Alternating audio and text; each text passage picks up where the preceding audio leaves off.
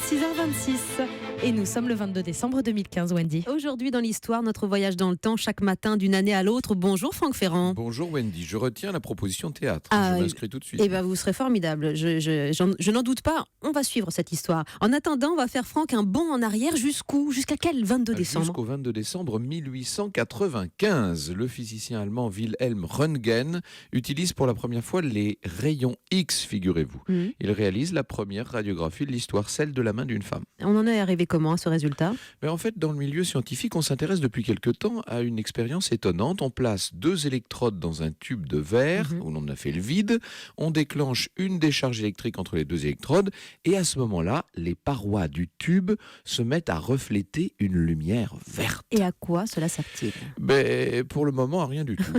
On ne sait pas trop quoi penser de tout ça. Plusieurs hypothèses sont émises, mais surtout, on ne voit pas ce qu'on pourrait bien faire de ce truc-là, concrètement. C'est à ce moment-là que l'Allemand Röntgen va faire une découverte capitale. Dans une chambre noire, il place le tube dans un carton opaque. Il l'approche d'une plaque photographique. Or, la plaque s'illumine, ce qui veut dire que les rayons émis depuis le tube de verre peuvent traverser la matière et venir s'imprimer sur la feuille. Röntgen vient de découvrir un rayon inconnu, et comme c'est un rayon inconnu, il l'appelle rayon X. Formidable. Sa découverte, il l'a expérimentée tout de suite sur l'homme, Franck ? Oui, ou plutôt sur une femme, la sienne, Anna Bertha Röntgen. Il place sa main entre les rayons et la plaque photographique, et au bout de 20 minutes, il obtient la première radiographie de l'histoire.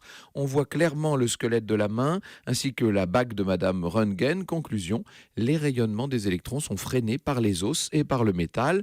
La radiographie est née. On va bientôt lui devoir, vous savez, un bond de géant dans le domaine médical. Cette découverte va valoir à Röntgen le premier prix Nobel de physique en 1901, mais enfin ça c'est une autre histoire. Voilà en tout cas pour cette histoire célèbre du 22 décembre 1895. On vous retrouve tout à l'heure au cœur de l'histoire à 14h sur Europe. Franck, quel est le sommaire ? On évoquera une sorte de Laurence d'Arabie au féminin, Gertrude Bell. Merci cher Franck, à tout à l'heure sur Bonne Europe. journée.